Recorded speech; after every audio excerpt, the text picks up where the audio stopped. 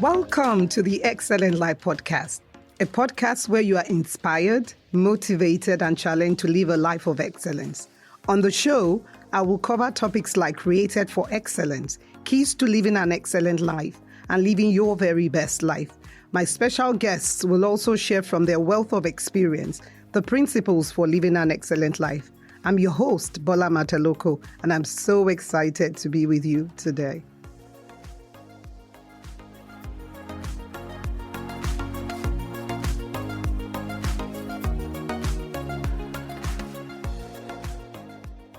Welcome to the very first episode of the Excellent Life Podcast. I am your host, Bola, and I'm super excited and delighted to be with you today. Before we get started, let me tell you a little bit about myself. I'm a pastor by calling, a lawyer by training, a banker by default, and now a podcaster by design. In my 20 plus years in ministry as a pastor, nothing has given me greater joy than to see people live up to their God-given potential. The Excellent Life Podcast is born of my deepest desire to inspire you to do the very same. On today's show, I will be speaking on the topic created for excellence. Growing up, my mom would assign chores to me on a daily basis.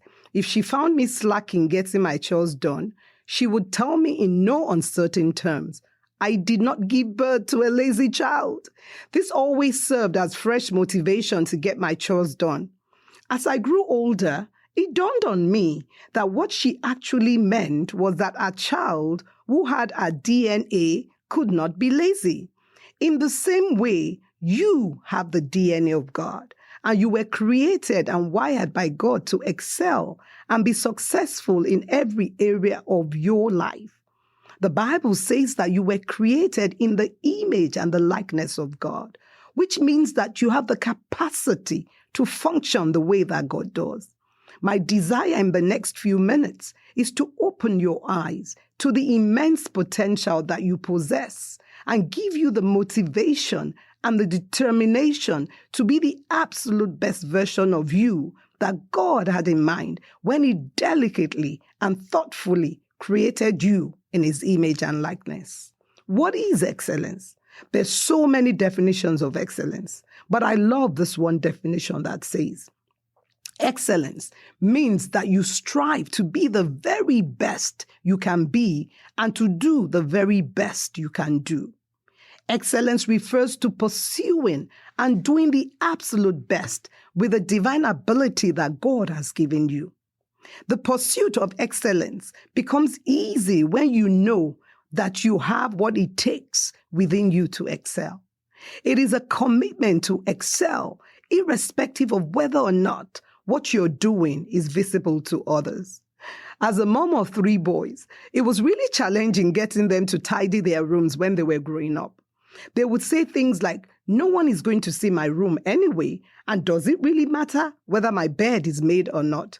The truth is that excellence is not about putting your best foot forward when people are looking or when you want to make a good impression. Living the excellent life is a commitment to do the very best, no matter who is looking and no matter how mundane the task at hand is. As I pondered on the definition of excellence, I could not help but think of a famous quote from the late Martin Luther King Jr. He said, if a man is called to be a street sweeper, he should sweep even the way Michelangelo painted, or Beethoven composed music, or Shakespeare wrote poetry. He should sweep the streets so well that all the host of heaven will pause to say, here lived a great street sweeper who did his job really well. So, if you have God's DNA in you, why do you struggle to excel? The short answer is that God's DNA in you is a seed that must be intentionally and deliberately nurtured to produce the results that God intended. Just like you plant a seed in the natural, you water it and make sure it has the proper nutrients to grow. In the same way, you have a part to play if you are to live a life of excellence. So, Let us dig into some of the things you can do to nurture the seed of excellence and greatness in you. Number one, you must live a life of purpose. The reality of life is that you can only excel doing exactly what God had in mind for you when He created you. You are unique, and there's something that absolutely no one else but you can do. You will struggle trying to do what God has not given you the capacity or the enablement to do. Can you imagine trying to sweep the floor with a saucepan? That would be so frustrating because sweeping floors was not what the person who invented a saucepan had in mind when he did so. One of the questions I get asked the most as a pastor is, how do I know God's purpose for my life? The answer is always the same. Ask Him. No one can know the purpose of a thing better than the one who created it. You are God's creation, and you were specially crafted for a unique purpose. You must resist the temptation to do something or be someone that you really are not equipped to be. I recall as a young girl, I wanted to be a doctor. And then I realized I did not like the sight of blood or the thought of dealing with dead bodies. Needless to say, I ended up studying law, which was as far away as possible that I could get from medicine. In the same way, you must be able to recognize just what your God-given abilities are. Most times your purpose is tied to the things you are the most passionate about. I heard someone say once that your purpose is something you will do even if you did not get paid for it. What is that thing that you do that brings to you such joy and fulfillment that money cannot buy? When you are able to answer that question, you will truly know beyond the shadow of a doubt that purpose beckons. So I challenge you to be determined and to be inspired to discover your very unique purpose and begin to live the best life you were created to live. Number two, you must develop a mindset of excellence. Your mindset is the very way you perceive yourself and the beliefs you hold about yourself. Your mindset determines your behavior, your outlook, and your mental attitude. When you have a mindset of excellence, you see yourself the way that God sees you. The mindset of excellence sees possibilities even in the most challenging situations. We see the mindset of excellence at work in the lives of Caleb and Joshua when they went to spy out the land that God had promised to give to the children of Israel. 12 of them went to spy out the land. 10 of them saw giants in the land, and they saw themselves as grasshoppers in their sight. But Joshua and Caleb had a different mindset.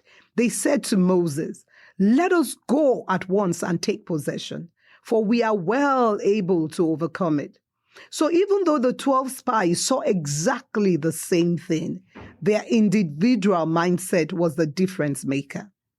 Do you see the glass half empty or half full? Every time I think of mindset, I think of the story of two salesmen who worked for a shoe company. They were sent to a remote village to sell shoes. On getting there, they saw that no one in the village wore shoes. The first salesman called the company and said to them, "Do not send any shoes. No one wears shoes here." The other salesman could not contain his excitement. He called the company and asked them to send every last pair of shoes they could lay their hands on. The first salesman had a negative mindset, while the second salesman had a positive mindset. Today, I challenge you to see that all things are possible when you choose to have a positive mindset. Number three, you must live intentionally.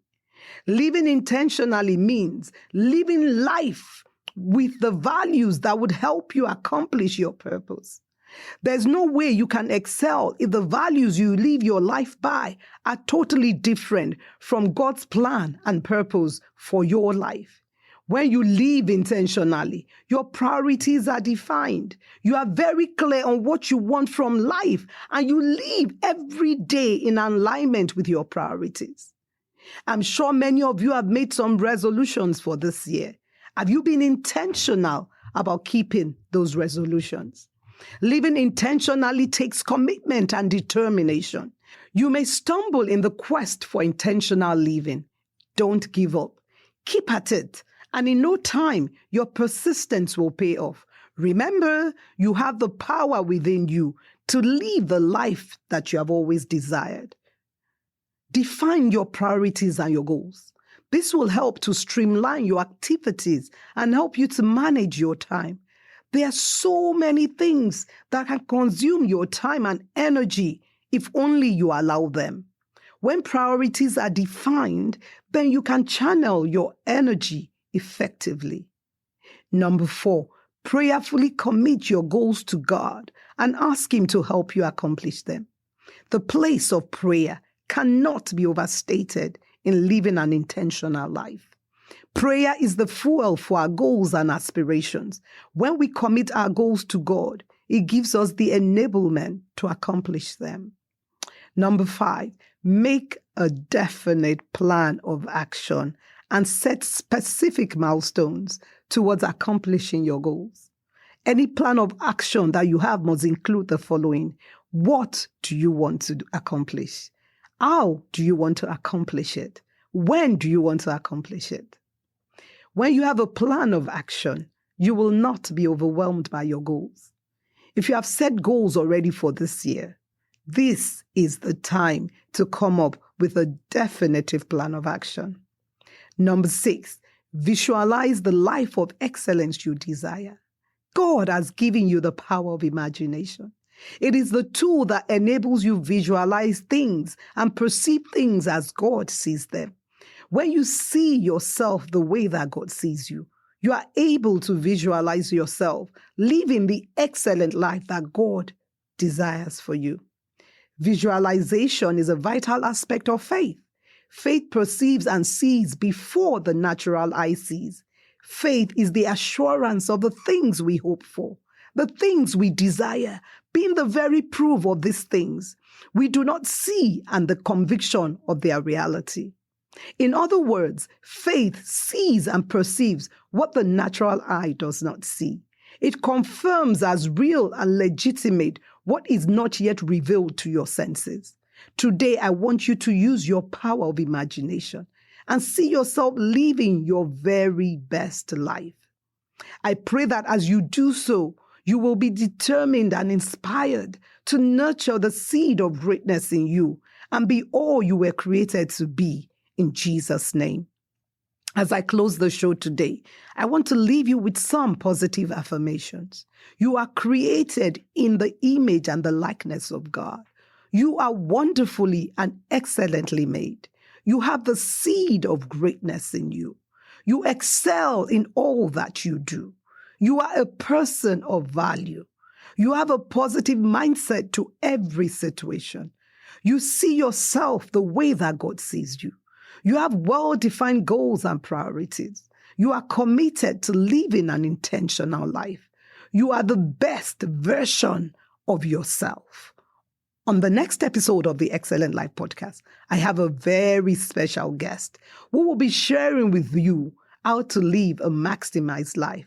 You will be truly inspired by his story. God bless you. Bye for now.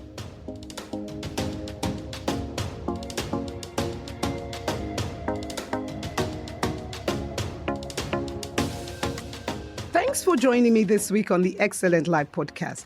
I trust that you have been inspired by the show today.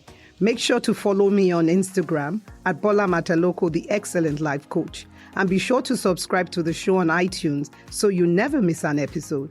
If you love the show, please leave a rating on iTunes so that I can continue to bring you many more life-changing episodes.